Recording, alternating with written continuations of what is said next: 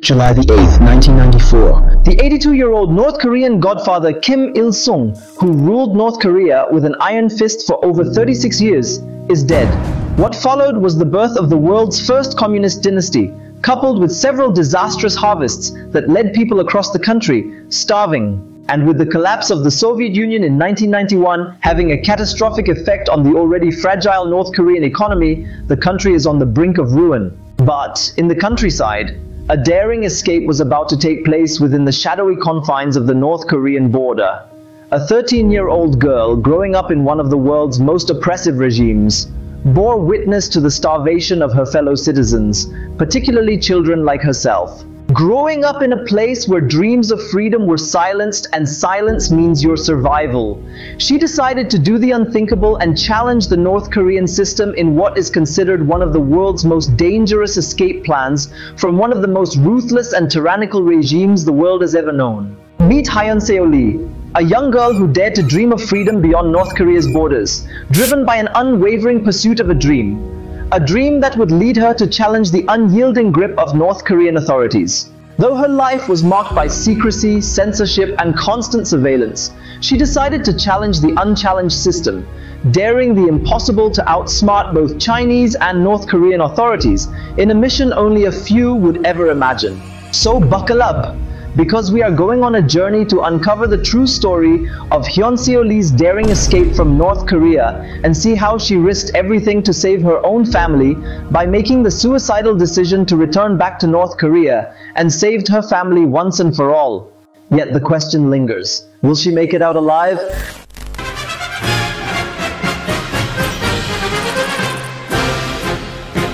North Korea is a nation shrouded in isolation and marked by oppressive rule. The government's reach extends into every corner of life, from what people can watch or read to what they are taught and even what they believe in. For ordinary North Koreans, the concept of freedom is a distant dream, and those who dare to challenge the government's authority often face harsh consequences. Life in North Korea is a tough path for everyone, but it's even tougher for women and children. Women often find themselves facing discrimination and encountering fewer opportunities compared to men. Meanwhile, children are immersed in government propaganda even from an early age and are often thrust into long hours of labor in grueling conditions. Born in North Korea in 1980, Hyeonseo Lee entered a world filled with struggle. Life for ordinary citizens in North Korea comes with a series of challenges and severe restrictions. Freedom of speech is virtually non-existent, gatherings are tightly controlled, and practicing religion is subject to strict regulations. One simple example of the brutal persecution of religious freedom in North Korea is how an entire family, including a 2-year-old child, was sentenced to life imprisonment back in 2009 simply for possessing a Bible. This shocking case highlights the extreme lengths to which the regime is willing to go to silence dissent and maintain its iron grip on power. The government keeps a vigilant eye on its people, casting an unending shadow over their daily lives. The North Korean economy operates under centralized planning, leaving minimal room for private businesses to thrive. Jobs are scarce and the wages are painfully low. Many North Koreans endure long hours of work in strenuous conditions just to make ends meet. But one of the most pressing concerns of all is the chronic shortage of food caused by the nation's multiple famines that occur in recent decades, leaving many citizens malnourished and hungry. Another example was the case of Mrs. Han and her 6-year-old son Kim Dong-jing. Their bodies were found 2 months after they had died. Their bodies were so decomposed that the actual cause of their death could not be determined. But several news outlets have later reported that they died of starvation, raising the question of how 2 people could starve to death in a modern city.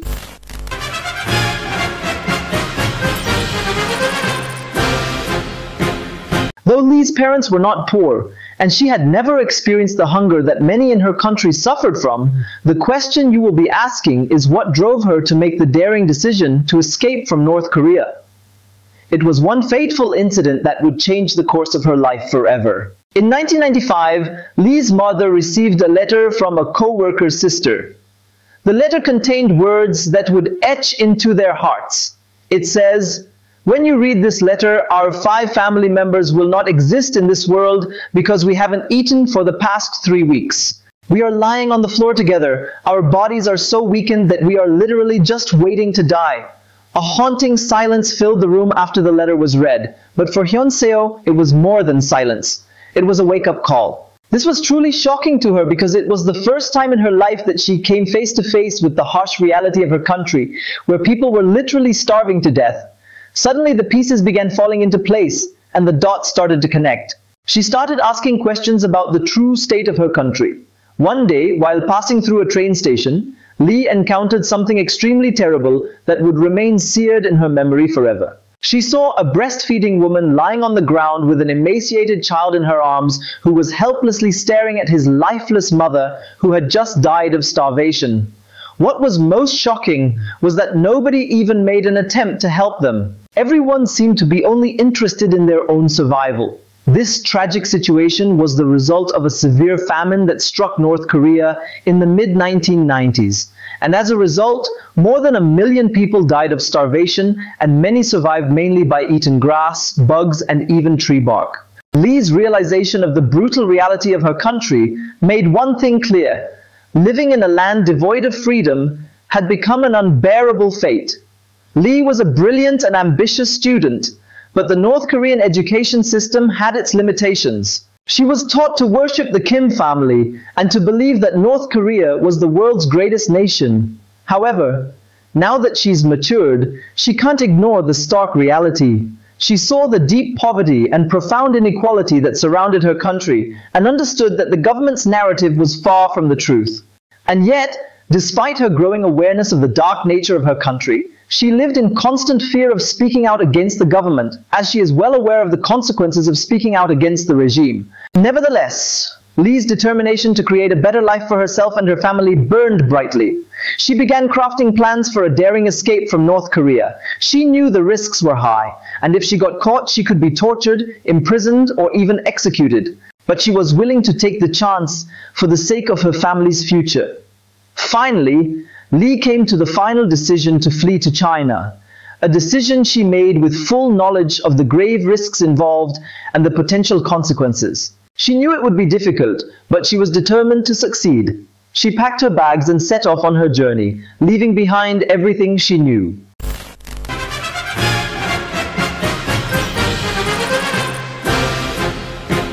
Hyeonseo Lee was only 17 years old when she made the daring decision to escape from North Korea.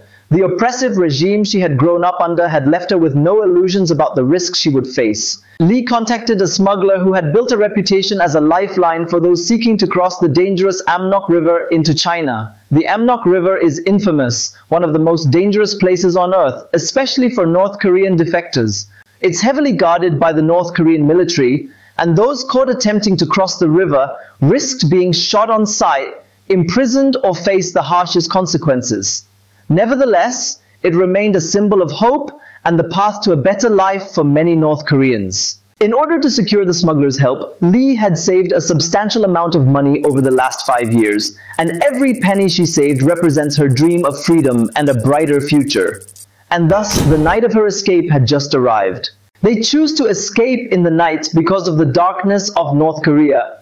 Unlike its communist neighbor China and Russia, North Korea was dark at night because of the power outage which was becoming more and more frequent. And for Hyeonseo, everything around her was completely dark at night except for the sea of lights in China across the river which is next to her home, and she always wondered why China had light, but North Korea didn't. This satellite imagery shows North Korea at night compared to other countries in the rest of the world, which shows that North Korea is completely dark.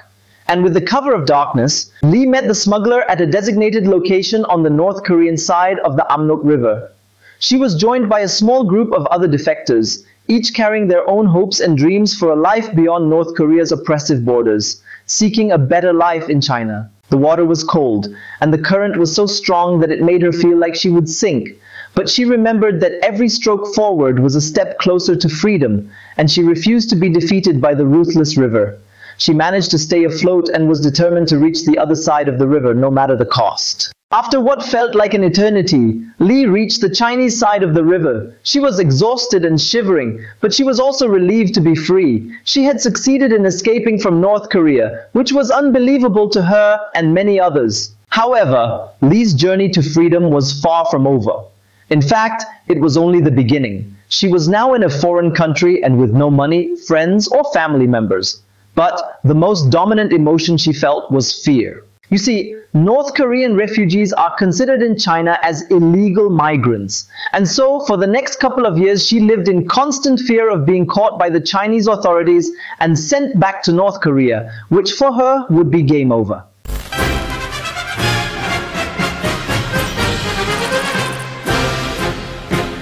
Hyeonseo's life in China as a North Korean defector was filled with difficulties and dangers. She lived in constant fear of being discovered and sent back to North Korea, where she might face the possibility of torture, imprisonment, or even execution. For the next decade, she lived in hiding in China. She worked as a waitress and a karaoke singer to support herself. Additionally, she dedicated herself to helping other North Korean defectors escape from China and make their way to South Korea. Lee was always one step ahead of the Chinese authorities. She used 7 different identities and frequently changed her location. She also avoided contact with other North Korean defectors for fear of being caught by the Chinese authorities. However, the most dangerous incidents that Lee faced in China occurred when she was stopped by the police for a routine check. Lee did not have any identification, and she knew that if the police discovered her true identity, she would be deported to North Korea. Lee quickly thought on her feet and told the police that she was a Chinese citizen who had lost her identification. She spoke fluent Chinese and she was able to convince the police that she was telling the truth. She explained to the police that she had been born in China, but that her family had moved to South Korea when she was a child. She said that she had recently returned to China to visit her relatives. While the police were initially skeptical, Lee's detailed answers and her knowledge of Chinese cities and provinces ultimately persuaded them that she was, indeed, a genuine Chinese citizen. With relief, they let her go, allowing her to continue her journey. However, Lee's worst fears came true when she was caught a second time by the Chinese police. She found herself in a police station, accused of being North Korean and subjected to relentless questioning about her language abilities. The pressure was intense, her heart was beating faster, and she felt like her heart was going to explode at the time, because if anything seemed unnatural, she could be imprisoned and repatriated. Lee was frustrated, and she thought her life was over. Despite her fear and frustration, Lee reminded herself of the dire consequences awaiting her and even her family if she was sent back home. She managed to stay composed and answered the officers' questions gently. After a thorough interrogation, one of the officers declared, "I think this was a false report. She's not a North Korean." Surprisingly, they released her. To Lee, this was a miracle because she had seen how the rest of the North Koreans who were caught by the police had been repatriated back to North Korea, where they could face torture, imprisonment, or even execution. Lee considered herself exceptionally fortunate to escape when so many others had not been as lucky. This experience made her realize that despite her ability to learn a new language and secure a job, her life could be turned upside down in an instant. And so, even after 10 years of hiding her identity and living in constant fear of being caught by the police, she made yet another daring decision to risk everything once again and move to South Korea. She had no other choice, even though the consequences might be even worse if she got caught in the process.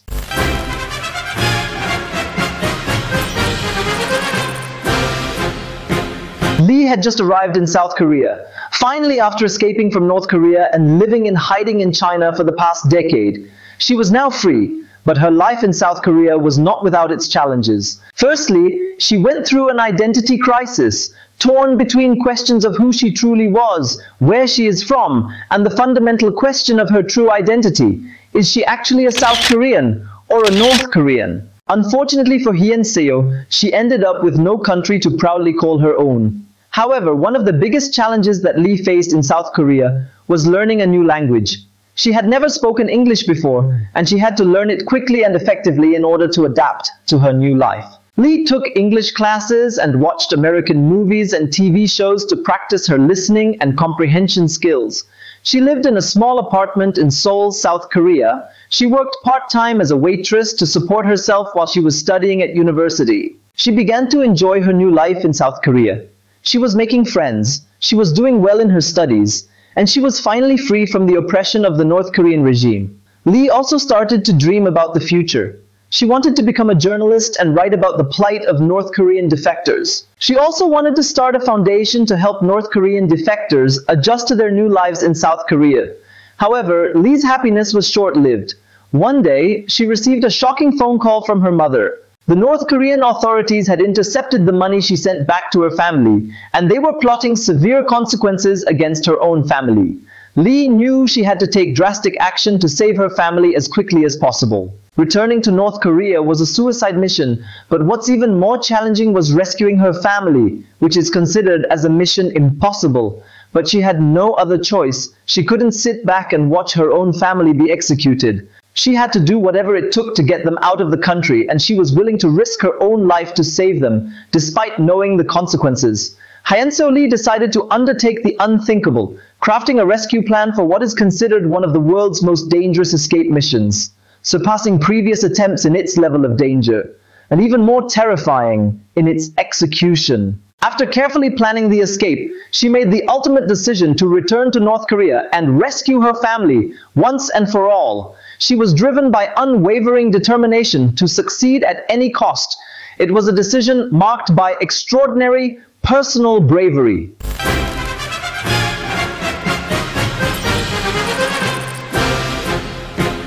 Crossing the border between South Korea and North Korea is nearly impossible, so Lee took a flight back to China. There she connected with a network of underground activists who would assist her in reuniting with her family in North Korea. With a fake passport and clever disguises, Lee managed to sneak across the border into North Korea. Once she reached her hometown, she was shocked by what she saw. She was confronted with the grim reality of her country still in ruins, its people suffering from starvation. Her family was barely surviving. Lee knew there was no time to waste. She devised an escape plan that would take them through the dangerous mountains into China and from China to Southeast Asia. The journey was extremely dangerous and even more difficult in its execution, considering that her family didn't speak or understand Chinese.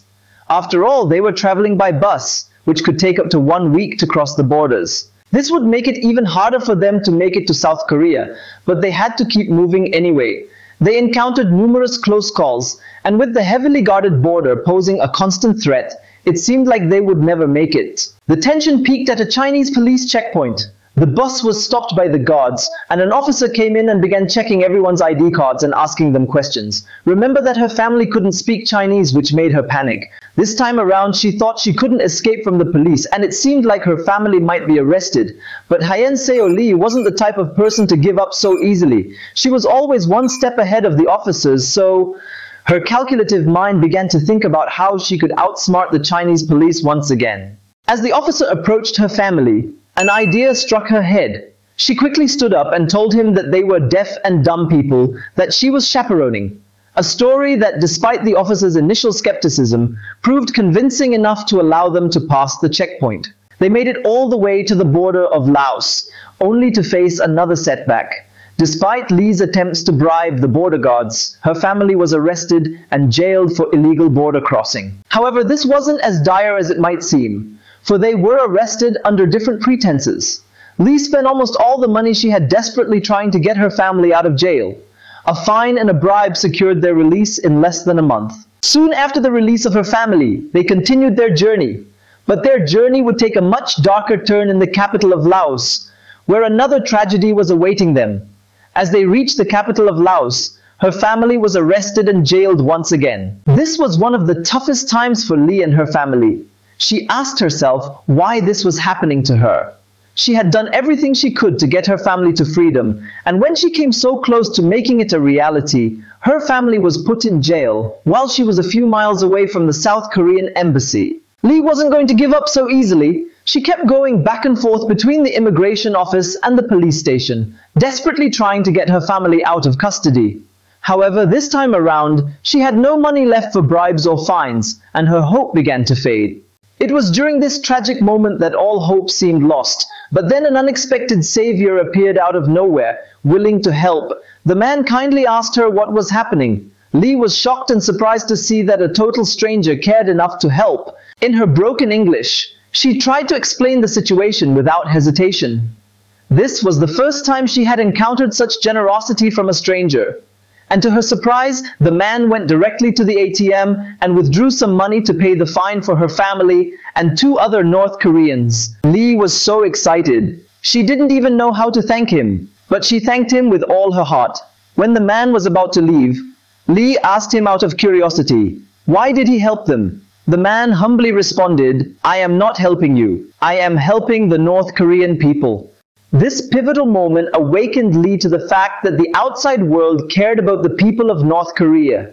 She expressed her gratitude to the man, and from there, they continued their journey to freedom. After going through what seemed like an endless series of hardships, what had once appeared impossible was now within reach. And finally, they made it to South Korea. Just imagine their joy at finally being inside South Korea, where they had achieved their freedom and could now begin a new and happier life.